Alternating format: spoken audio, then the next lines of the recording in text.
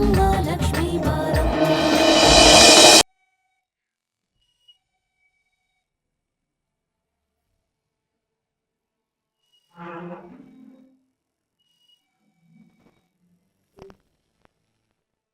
ಅಯ್ಯೋ, ಮನ್ಯಾಗ ನಾನು ಒಬ್ಳೆ ಅಲ್ವಾ ಇರೋದು.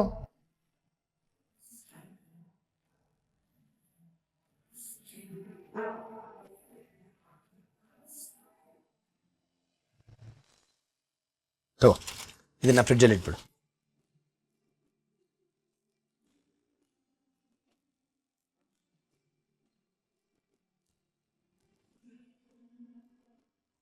ಅಪ್ಪಾಜಿ, ಅಕ್ಕ ಯಾವಾಗ ಬರೋದು? ನನಗಿಂತ ಕಲ್ಪನನ್ಗಿಂತ ಗೊಂಬೆ ಬಗ್ಗೆ ನಿನಗೆ ಕಾಳಜಿ ಜಾಸ್ತಿ ಆಗಿದೆ. ಜೀವ ಕೊಟ್ಟವ್ರನ್ನ, ಜೀವನ ಕೊಟ್ಟವ್ರನ್ನ ಜ್ಞಾಪಿಸ್ಕೊಳ್ದೆ ಇನ್ಯಾರನ್ನ ಜ್ಞಾಪಿಸ್ಕೊಳ್ಳಿ ಅಪ್ಪಾಜಿ. ನಿನ್ನ ಮಾತು, ನಿನ್ನ ಆತಂಕ ಏನು ಅಂತ ನನಗೆ ಅರ್ಥ ಆಗತ್ತೆ. ಅದರಲ್ಲೂ ಗೊಂಬೆ ಹೋಗಿರೋದು ಬರೀ 4 ದಿವಸಕ್ಕಷ್ಟೇ. 4 ದಿವಸ 4 ನಿಮಿಷದ ಹಕ್ಕಳದ ಹೋಗ್ಬಿಡುತ್ತೆ. ಅಲ್ಲ ಲಕ್ಷ್ಮಿ, ಗೊಂಬೆ 4 ದಿವಸ ಮನೇಲಿ ಇಲ್ದಿರೋದಕ್ಕೆ ಇಷ್ಟೊಂದು ತಲೆ ಕೆಡಿಸ್ಕೊಳ್ತಾ ಇದೆಯಾ? ನಿನಗೇ ಗೊತ್ತು. ಅವಳು ಮದುವೆ ಆಗಿ ಬೇರೆ ಹೋಗ್ಬಿಟ್ಟಾಗ ಏನು ಮಾಡ್ತೀಯ? ಗಾಬರಿ ಆಗ್ಬೇಡ, ಮದುವೆಗೆ ಇನ್ನೂ ಬೇಕಾದಷ್ಟು ದಿವಸ ಇದೆ. ಅವಳು ಹೋದ್ರೇನಂತೆ, ನಾವೆಲ್ಲ ಇರ್ತೀವಲ್ಲ, ಚಿಂತೆ ಮಾಡಬೇಡ. ಅಪ್ಪಾಜಿ, ಹೊರಗಿಂದ ಬಂದಿದ್ದೀರಾ, ಆಯಾಸ ಆಗಿರುತ್ತೆ, ಕೂತ್ಕೊಳ್ಳಿ. ತಿನ್ನಕ್ಕೆ ಕುಡಿಯೋಕೆ ಏನಾದ್ರು ತರ್ತೀನಿ. ತರಕಾರಿ ತರೋದು ಯಾವ ಮಹಾ ಕೆಲಸನಮ್ಮ, ಅದೇನು ಬೇಡ. ಬೆಳಿಗ್ಗೆ ನೀನು ತಿಂಡಿ ಮಾಡಿದ್ಯಲ್ಲ, ತುಂಬ ರುಚಿಯಾಗಿತ್ತು. ಅವಶ್ಯಕತೆಗಿಂತ ಜಾಸ್ತಿ ತಿಂದ್ಬಿಟ್ಟಿದ್ದೀನಿ. ಅದೇ ಹೊಟ್ಟೆಲಿ ಗಟ್ಟಿಯಾಗಿದೆ. ಓಕೆ, ಬೇಕಾದರೆ ನಾನೇ ಹೇಳ್ತೀನಿ.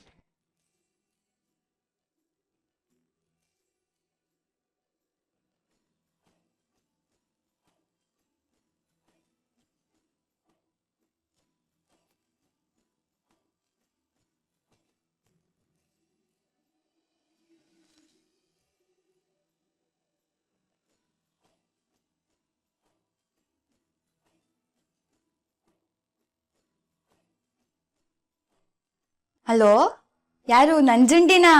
ನಾನು ಲಚ್ಚಿ ಮಾತಾಡೋದು. ಇಲ್ವಾ? ಸರಿ. ಕೊನೆ number 72.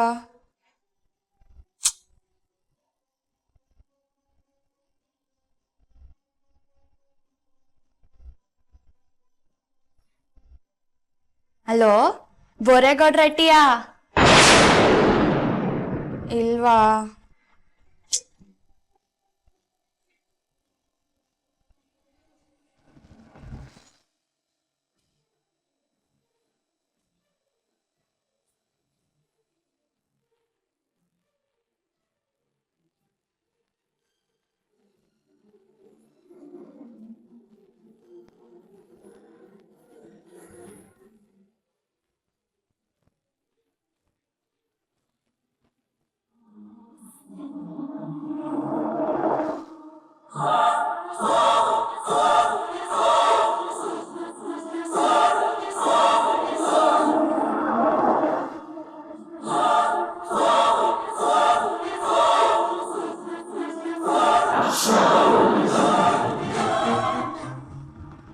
Chandan, what a pleasant surprise. ಬಾ ಕೂತ್ಕೋ. ಏನಿದು ಇದ್ದಕ್ಕಿದ್ದ ಹಾಗೆ ಒಂದು ಫೋನು ಮಾಡಿದೆ? ಹಾಗೇನಿಲ್ಲ ಮಾವ, ಮನೇಲಿ ಇದನ್ನು ಅರ್ಜೆಂಟಾಗಿ ತಲುಪಿಸ್ಬಿಡು ಅಂತ ಹೇಳಿದ್ರು, ಅದಕ್ಕೆ ಬಂದೆ. ಮನೆ ಬಾಗಿಲು ಬೇರೆ ತೆಗ್ದಿತ್ತಲ್ಲ, ಒಳಗೆ ಬಂದ್ಬಿಟ್ಟೆ. ಅದಕ್ಕೇನಂತೆ, ಇದು ನಿನ್ನ ಮನೆನೇಪ್ಪ. ಮತ್ತೆ ಮನೇಲೆಲ್ಲ ಹೇಗಿದ್ದಾರೆ? ಎಲ್ಲ ಚೆನ್ನಾಗಿದ್ದಾರೆ ಮಾವ. ಅರೆ ಚಂದ್ರನ್, ಯಾವಾಗ ಬಂದೆ? ಈಗ ಬಂದೆ ಅತ್ತೆ. ಕುಮ್ದತೆಗೆ ಏನೋ ಅರ್ಜೆಂಟ್ ಕೆಲಸ ಇತ್ತಂತೆ, ಇದನ್ನು ತಲುಪಿಸ್ಬಿಡು ಅಂತ ಹೇಳಿದ್ರು. ತಗೊಳ್ಳಿ. ನಾನು ಆಫೀಸ್ಗೆ ಹೋಗ್ತಾ ಇದ್ದೆ, ಆನ್ ದಿ ವೇ ಕೊಟ್ಟು ಹೋಗೋಣ ಅಂತ ಬಂದೆ. ಇದನ್ನ ನಿನ್ ಕೈಲಿ ಕಳಿಸ್ಬೇಕಿತ್ತಾ? ಅವಳಿಗೆ ಸ್ವಲ್ಪನೂ ಬುದ್ಧಿ ಇಲ್ಲ. ಅಷ್ಟೊಂದು ಅರ್ಜೆಂಟ್ ಏನಿತ್ತಂತೆ? ಕಲ್ಪನಾ, ಏನಂತ ಇವಾಗ? ಈ ನೆಪದಲ್ಲಾದ್ರೂ ಚಂದನ್ ನಮ್ಮ ಮನೆಗೆ ಬಂದಲ್ಲ, ಐ ಆಮ್ ವೆರಿ ಹ್ಯಾಪಿ.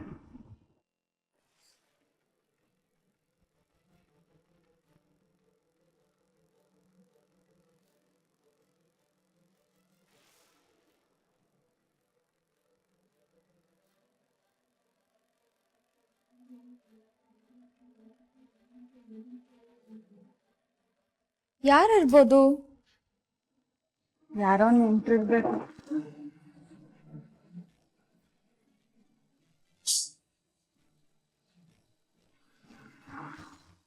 ಯಾರಿಗೂ ಬೋರೇಗೌಡ್ರು ಗೊತ್ತಿಲ್ಲ ನಂಜುಂಡಿನೂ ಗೊತ್ತಿಲ್ಲ. ದ್ಯಾವ್ರೆ ಹೆಂಗಾದ್ರೂ ಮಾಡಿ ತಾತವನ್ ತಾವ ನಂಜುಂಡಿ ತಾವ ಮಾತಾಡಂಗ್ ಮಾಡಪ್ಪ.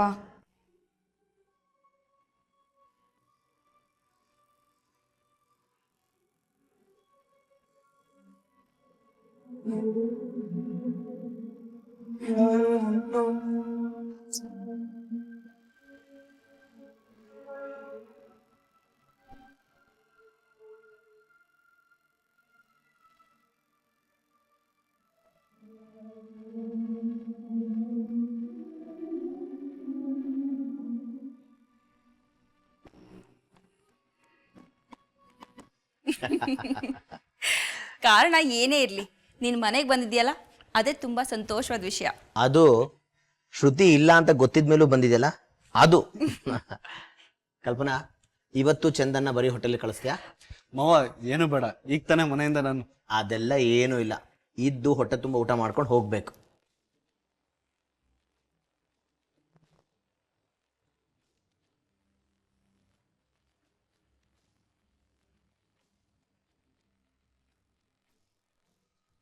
ಯಾರಾದ್ರೂ ಮಾತಾಡ್ಬೋದು.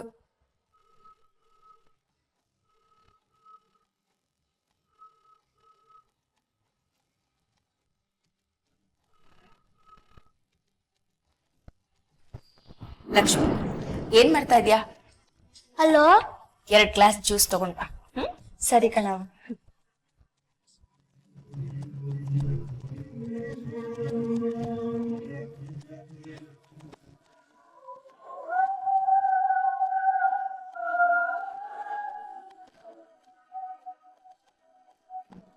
ಮೊದ್ಲು ಜ್ಯೂಸ್ ತಗೊಂಡೋಗ್ ಕೊಟ್ಬಿಡವ, ಆಮ್ಯಾಗ ಫೋನ್ ಮಾಡುವ.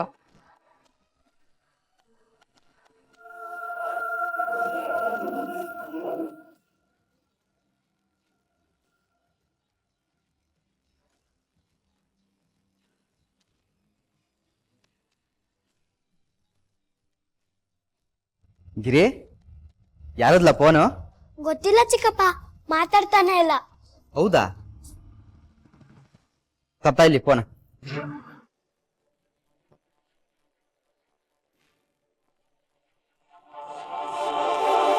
ಹಲೋ ಹಲೋ ಹಲೋ, ಕಟ್ ಮಾಡ್ಬಿಟ್ರು ಕಳ್ಳ. ಯಾವ್ದೋ ನಂಬರು ಯಾರಿಗೋ ಮಾಡಕ್ ಹೋಗಿ ನಮ್ಮ ಮಟ್ಟಿಗೆ ಬಂದದೆ ಬಿಡು. ತಾತಮ್ಮ ಮಾತ್ರ ತಕ್ಕಂತ ಬಲವಂತ ಮಾಡ್ಕೊತ್ತೆ. ಆ್ಯಕ್ಚುಲಿ ನಿನ್ನ ಗೊಂಬೆ ಎಂಗೇಜ್ಮೆಂಟ್ ಫಿಕ್ಸ್ ಆದಾಗಿಂದ ನಿಮ್ಮ ಅತ್ತೆ ಕಾಲು ಭೂಮಿ ಮೇಲೆ ಇಲ್ವೇ ಇಲ್ಲ. ಆವತ್ತಿಂದ ಶಾಪಿಂಗ್ಸ್ ನಡೀತಾನೆ ಇದೆ.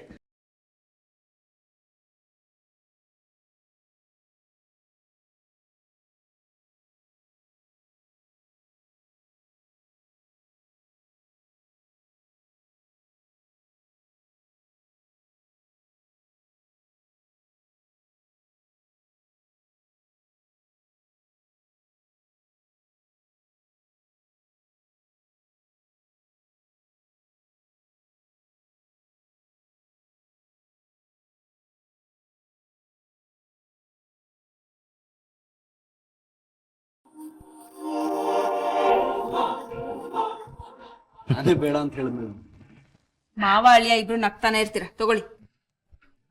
ಅತ್ತೆ, ಮಾವಂಗೆ ಸೆನ್ಸ್ ಆಫ್ ಹ್ಯೂಮರ್ ತುಂಬಾ ಚೆನ್ನಾಗಿದೆ, ನನಗೆ ತುಂಬಾನೇ ಇಷ್ಟ. ನನ್ನ ಸೆನ್ಸ್ ಆಫ್ ಹ್ಯೂಮರ್ ಒಂದೊಂದ್ಸಲಿ ಕಲ್ಪನಾಗೆ ತುಂಬ ಕಷ್ಟ ಆಗುತ್ತೆ. ಅಲ್ಲ ಕಲ್ಪನಾ? ಹೌದು ಹೌದು, ಹಾಸ್ಯದ ಹೆಸರಲ್ಲಿ ಎಲ್ರೂ ರೇಗಿಸ್ತಾ ಇರ್ತಾರೆ. ಚಂದು, ಯಾಕೆ ಜ್ಯೂಸ್ ಹಾಗೆ ಇಟ್ಕೊಂಡಿದ್ಯಾ? ಕುಡಿ.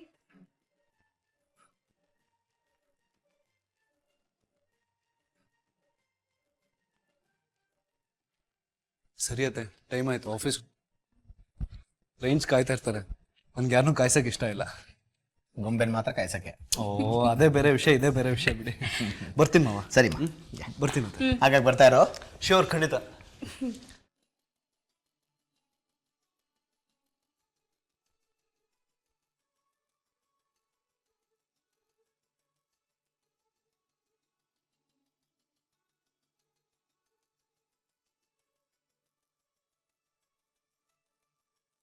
ಏನು ತುಂಬ ಸಂತೋಷವಾಗಿದ್ದೀರಾ? ನನ್ನ ಅಣ್ಣನ ಮಗ, ನನ್ನ ಅಳಿಯ ನನ್ನ ಮನೆಗೆ ಬಂದಿದ್ದಾನೆ ಅಂದರೆ ಸಂತೋಷ ಆಗಲ್ವಾ?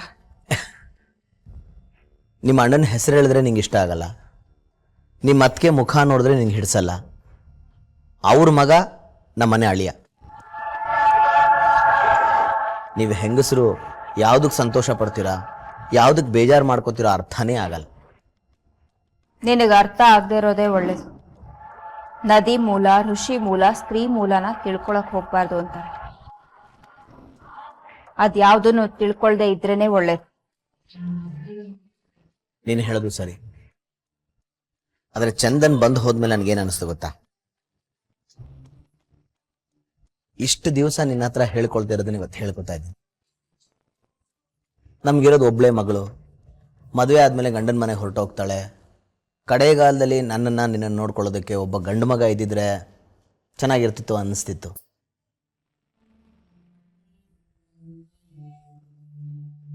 ಆದರೆ ಚಂದನ್ ಬಂದು ಹೋದ್ಮೇಲೆ ಹಾಗೆ ಮತ್ತೆ ಅನ್ಸಲ್ಲ ಅನ್ನಿಸ್ತಾ ಇದೆ. ನಿನಗ್ಯಾಕೆ ಆ ಯೋಚನೆ ಬಂತು? ನಾನು ನನ್ನ ಮಗಳನ್ನ ಗಂಡು ಮಗನ ಹಾಗೆ ಬೆಳೆಸಿದ್ದೆ. ಈ ಕಾಲದಲ್ಲಿ ಗಂಡು ಮಕ್ಕಳು ತನ್ನ ತಂದೆ ತಾಯಿನ ಯಾರು ಸುಖವಾಗಿ ನೋಡ್ಕೊಂಡಿದ್ದಾರೆ ಹೇಳು? ತಂದೆ ತಾಯಿನ ಸುಖವಾಗಿ ನೋಡ್ಕೊಂಡಿರೋದೇ ಹೆಣ್ಮಕ್ಳು. ಗಂಡು ಮಕ್ಳಿಗೆ ಹೃದಯ ಇರುತ್ತೆ, ಅದು ಬರೀ ರಕ್ತ ಪರಿಚಲನೆಗೆ ಮಾತ್ರ. ಹೆಣ್ಮಕ್ಳಿಗೂ ಹೃದಯ ಇರುತ್ತೆ, ಅದು ಪ್ರೀತಿಸೋದಕ್ಕೆ ಮಾತ್ರ. ನೀನು ಹೆಂಗಸರನ್ನ ವಹಿಸ್ಕೊಳ್ಳೋ ರೀತಿನೂ ಅದ್ಭುತ, ಗಂಡಸರನ್ನ ದ್ವೇಷಿಸೋ ರೀತಿನೂ ಅದ್ಭುತ.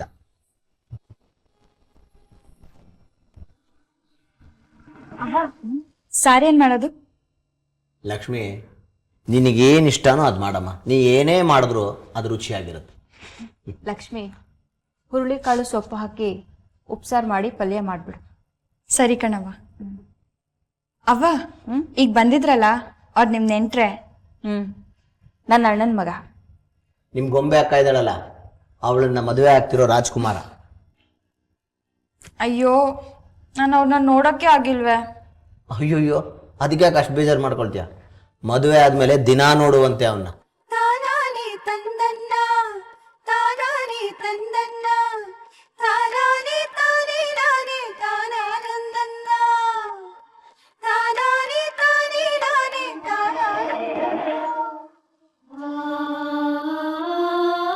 ತಾತಮ್ಮ ತಗೋ ಮಾತ್ರ ನಂಗೋ. ತಾತಮ್ಮ, ತಾತಮ್ಮ, ಗಿರಿ, ತಾತಮ್ಮಂಗೆ ಊಟ ಮಾಡಿಸಿದ್ಯಲ್ಲ, ಅದ್ಯಾವ್ರು ನಿಂಗೆ ಯಾವತ್ತೂ ಹಸ್ಕೊಂಡಿರಕ್ ಬಿಡಕ್ಕಿಲ್ಲ ಬಿಡು. ನಾನು ಊಟ ಮಾಡಿಸ್ದೆ ಚಿಕ್ಕಪ್ಪ, ನೀನ್ ಹೆಂಗಾರು ಮಾಡಿ ಮಾತ್ರ ನುಂಗ್ಸು, ಇಲ್ಲ ಅಂದ್ರೆ ಲಚ್ಚೇಕ ಬಂದು ನನ್ಗೆ ಬೈತಾಳೆ. ಓ, ಇನ್ನ ಮಾತ್ರ ತಕೊಂಡಿಲ್ವಾ? ತಾತಮ್ಮ, ಆ ಚಿಕ್ಕ ಕೂಸಿ ಗೊತ್ತಾಗ ಇಸ್ಯ ನಿಂಗೆ ಗೊತ್ತಾಯ್ಕಿಲ್ಲ ಬಿಡು. ಊಟ ಮಾಡಕ್ಕೂ ಆಟ ಮಾಡ್ತೀಯ, ತಿಂಡಿ ತಿನ್ನಕ್ಕೂ ಆಟ ಮಾಡ್ತೀಯ, ಮಾತ್ರೆ ತಗೊಳಕ್ಕೂ ಆಟ ಮಾಡ್ತೀಯ, ಎಲ್ಲದಕ್ಕೂ ಆಟ ಆಟ ಆಟ ಆಟ. ಹೆಂಗ್ ಹೇಳ್ಬೇಕು ಅದು ಯಾವ್ರಿಗೆ ಗೊತ್ತು. ನಾನು ಆಟನೂ ಮಾಡ್ತಾ ಇಲ್ಲ, ಏನು ಮಾಡ್ತಾ ಇಲ್ಲ ಕಡ್ಲ. ಮುದ್ದೆ ಉದ್ಕಿತ ಕಡ್ಲ. ನನ್ ಮೊಮ್ಮಗಳ ಮಕ ನೋಡಿ ನಾನು ಸತ್ತೋಯ್ತೀನಿ. ನಾನು ಸತ್ಬೇಕಿ, ನಾನು ಊತಕ್ಕೆ ನೀ ಕೈ ಮುಗಿದ್ ಬಿಡ್ಲ ಸಾಕು. ತಾತಮ್ಮ, ಇದೇನ್ ಮಾತು ಅಂತ ಆಡ್ತೀಯ ಬಿಡ್ತು ಅನ್ನು. ಹಿಂಗ್ ನಿನ್ ಮೊಮ್ಮಗಳು ನೋಡ್ಬೇಕು ಅನ್ಸಂಗೆ ನಂಗ್ ನನ್ ತಕ್ಕಿ ಲಚ್ಚಿ ನೋಡ್ಬೇಕು ಅಂತ ಅನ್ಸಕ್ಕಿಲ್ವಾ?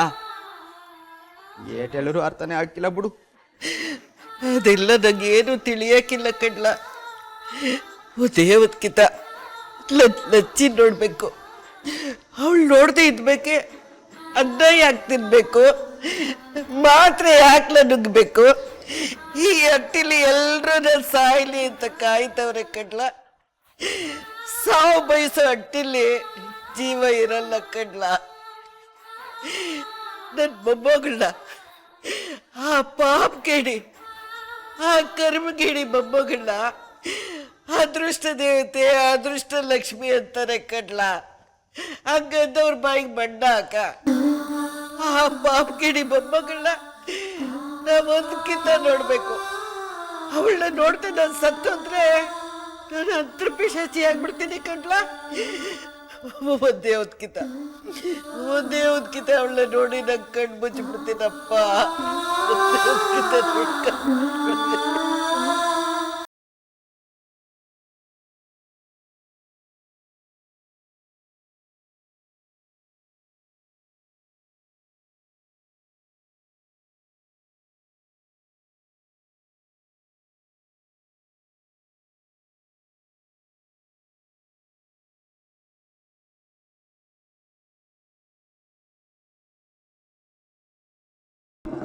ಚಿಕ್ಕಪ್ಪ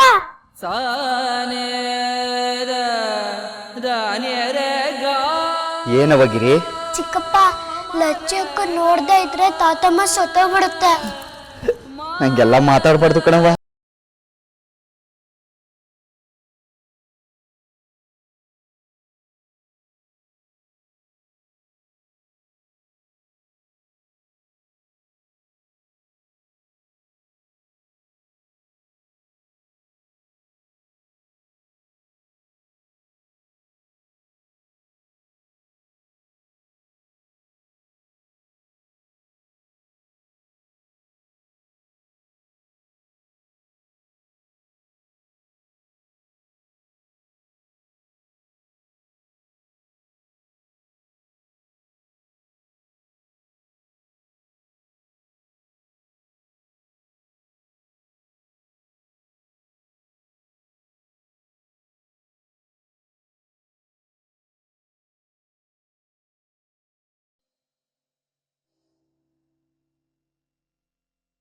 ಇದು ಬೋರೇಗೌಡ್ರ ಹಟ್ಟಿಯ?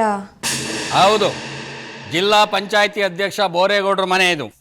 ನಾನೇ ಬೋರೇಗೌಡ ಮಾತಾಡ್ತಾ ಇರೋದು. ಅಯ್ಯೋ, ಮಾವಯ್ಯ ಫೋನ್ ತಗೊಂಡವನೆ.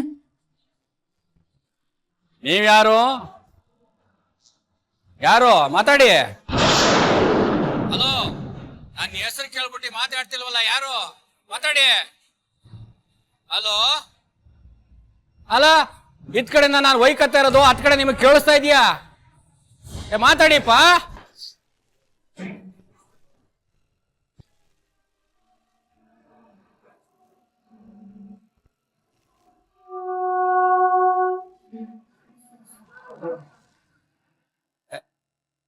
ನನ್ನ ಹೆಸರು ಕೇಳ್ಬಿಟ್ಟು ಮಾತಾಡ್ತಿಲ್ವಲ್ಲ, ಯಾರಿರ್ಬೈದು?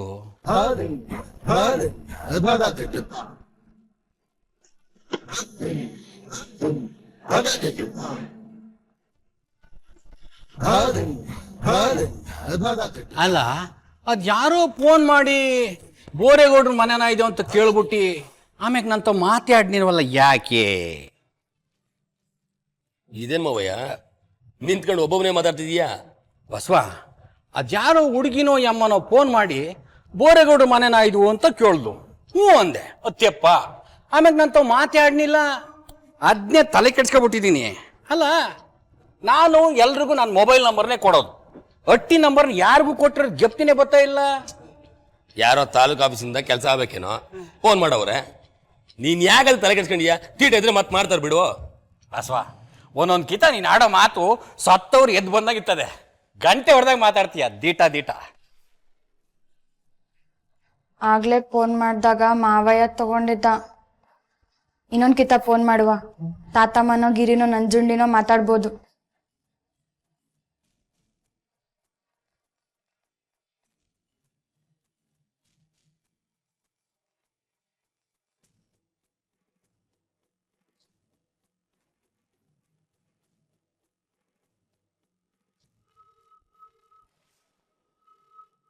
ಒಯ್ಕತ್ತಾ ಇದ್ದಾನು. ಹೊಸಿ ಗಡಿಗೆ ಬಾ. ಅಲ್ಲ, ಯಾರು? ನಾನು ಹೇಳಿಲ್ವಾ ಮಾತಾಡಕ್ಕಿಲ್ಲ ಅಂತ? ಯಾರ್ರೀ? ಯಾರು ಬೇಕಾಗಿತ್ತು? ಅಲ್ಲ, ಫೋನ್ ಮಾಡ್ಬಿಟ್ಟು ಯಾರು ಏನು ಅಂತ ಹೊಗಳ್ಬೇಕು. ಬಾಯಿ ಮುಚ್ಕೊಂಡಿದ್ರೆ ಏನರ್ಥ? ಹಲೋ,